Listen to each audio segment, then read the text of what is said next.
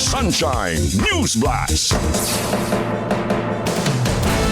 Samtang sa uban pa mabalita, alas 7:54 na sa buntag makapartner sa National News Pilipinas, wa pa strategic fuel reserve, oil deregulation law, giparepaso.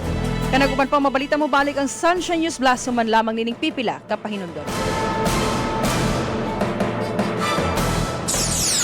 Sumasambulat sa buong Pilipinas. Sonshine Newsblast. Kamo nagpaminaw sa DYAR 765 SMNI Radio Cebu. Kapartner mo sa balita o serbisyo. May nararamdaman ka na ba sa katawan mo? Taon ng maling pagkain, bisyo, abuso sa katawan. Ito ang kailangan mo. Lactopaffi, isang lactobacillus food supplement gawa sa natural at piling-piling sangkap. May vitamins at minerals at maraming buhay na good bacteria. Pampalakas ng resistensya. Mag-Lactopaffi araw-araw. Natural ang galing.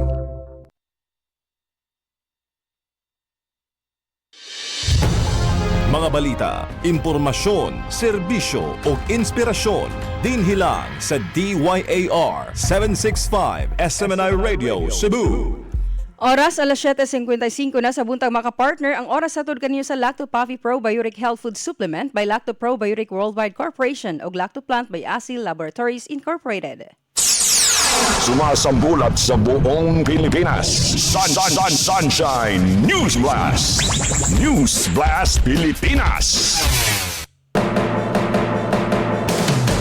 Sa atong balitang national, nanawagan si Bernadette Herrera nga paspasan ang pagpasa sa balaod o pagpasa sa balaod alang sa Strategic Fuel Reserve o SFR subay sa pagsaka sa presyo sa lana tungod sa tensyon sa Middle East.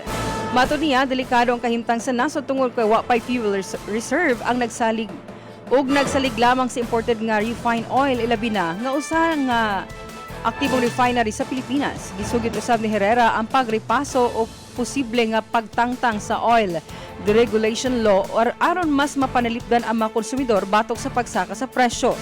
Samtang gitataw ni Undersecretary Claire Castro, Palace Officer, nga wa pag-iila sa gobyerno nga dunay oil crisis sa Pilipinas, bisan pa sa tensyon sa gawas sa nasod.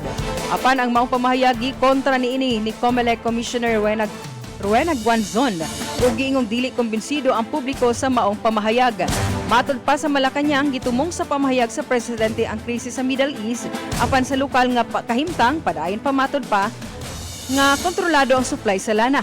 Hinduman nga niadtong Marso 24 mipirma si President Ferdinand Marcos Jr. og executive order nga nagdeklarar og state of national energy emergency aron masiguro ang igong nga supply sa enerhiya sa nasod.